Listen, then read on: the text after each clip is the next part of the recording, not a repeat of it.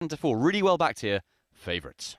All in, Devil's Point a bit restless, but we're set, and they've jumped away. The 6 colts are racing for the Virgin Bet Solario Stakes over 7 furlongs. Inish Fallon, the most experienced, is up there early on. The green with the blue sleeves under Sean Levy to lead up. Mortlake is on the inside, white and green. To the outside, the star jacket of Cerulean Bay under Jason Watson. Just in behind is Aablan, who's a little bit keen, the market leader, the royal blue colours. James Doyle at pains to try and get him to settle down in about 4th place. On the inside, the white face of Devil's Point is next to white and blue. And the back marker is Star Law, whose sire won this race 10 years ago. Kingman, Ryan Moore has him at the back of the field, the pink cap, as they head around the home turn. So heading to halfway in the Solario Stakes, and the leader is Inish Fallon and Sean Levy by a length. The Cerulean Bay in second under Jason Watson. Aablan is 1 out, 1 back on the outside of Mortlake and Ross Orion, who's in the white and green. Just getting nudged along there, Mortlake, around the turn as they head for the final 3 furlongs.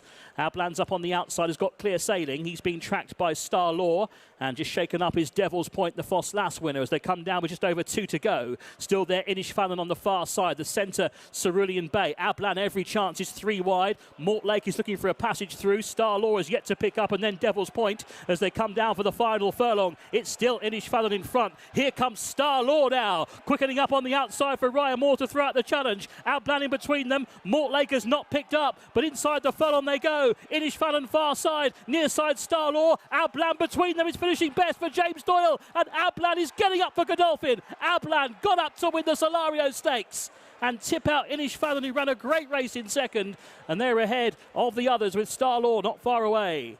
Aablan just scrapes home James Doyle and Charlie Appleby. 7-4 favourite win. Second was Inish Fallon, 22-1. A good battling, tenacious performance here from Aablan, who makes it 2 from 2 in his short career so far. He was a winner at odds on at Newmarket on his debut.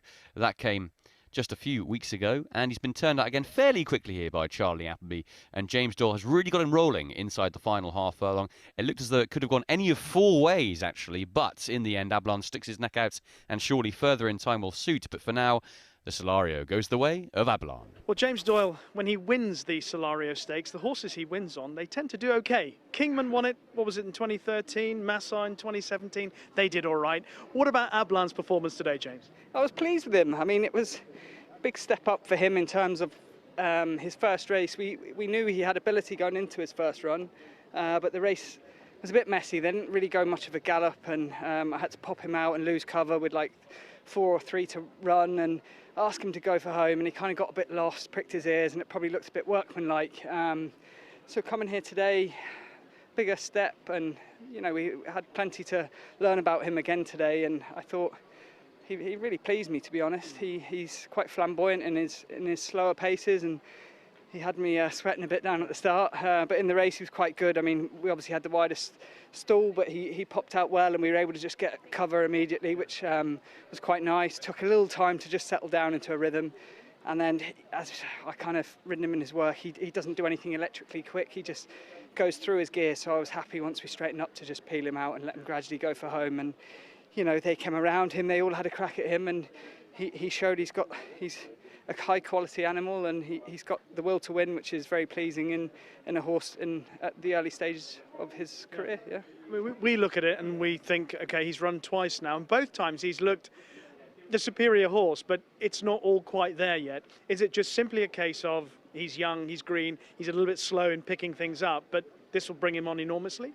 Yeah, well, at home he's quite eager, so we spend a lot of time just trying to keep him relaxed, you know. So he hasn't done a ton of pulling out and letting him zip for home, because he finds life quite easy at home, which is always nice. But I guess when you get to match day and you ask him to do that, he just gets a little bit lost. And look, he's not a slow horse by any means. He comes out of a good dam that we had.